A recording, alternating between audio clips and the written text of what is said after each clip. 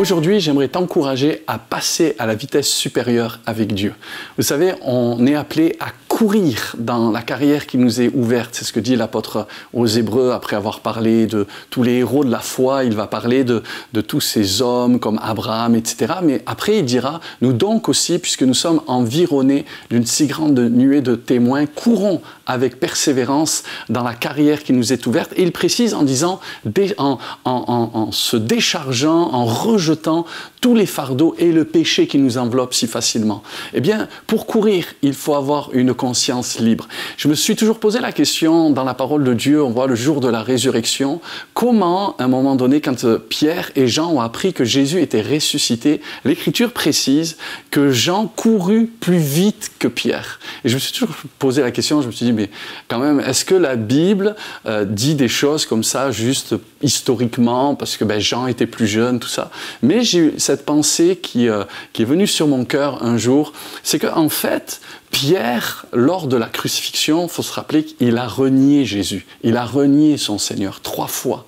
Tandis que Jean, quand vous regardez le contexte, c'est le seul disciple de tous les disciples qui, à la croix, est au pied de la croix avec Marie, la mère de Jésus. Et on connaît comment Jésus va confier Marie à Jean, à l'apôtre Jean, le disciple bien-aimé. Et Jean, en réalité, au moment de la résurrection, a une conscience libre. Il n'est pas dans la culpabilité, il n'est pas lourd, il n'est pas chargé. Et c'est une des raisons qu'on pourrait expliquer spirituellement quand on est libre dans son cœur. Pas comme Pierre qui lui était chargé, était dans la culpabilité, il se traînait un peu si vous voulez. Tandis que Jean était boosté par toujours l'amour de Dieu.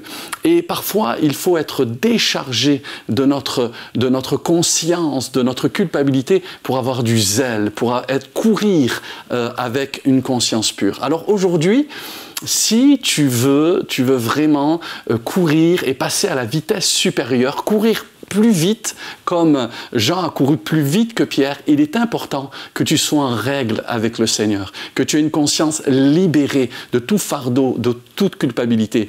Et pour cela, tu as un rendez-vous à la croix du Calvaire, là où le sang de Jésus a été versé. Et la croix, c'est aussi le message de la résurrection. Jésus est ressuscité, il t'aime, il ne te condamne pas. Alors cours plus vite, passe à la vitesse supérieure et ne te laisse pas accuser par le diable, ne te laisse pas charger par le diable.